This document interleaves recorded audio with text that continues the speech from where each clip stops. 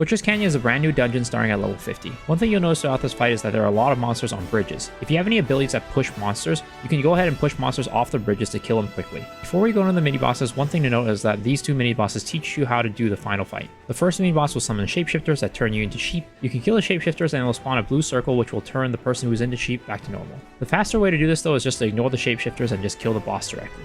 If you do this method though, there will be a player remaining as sheep at the end of it, and they will just need to die to resurrect at a close by respawn point. The second mini-boss will have rings of fire on the ground, and if you stand on that fire, you'll get rooted. Jump over these rings to get to the two bosses in the middle that are connected by a spirit link. To be able to deal damage and kill them, you'll need to stun them at the same time to break that link. The best way to do this is have one person on one boss and the rest of the party on the other. When both bosses are stunned, the side with the majority of the party will go and burst the boss down.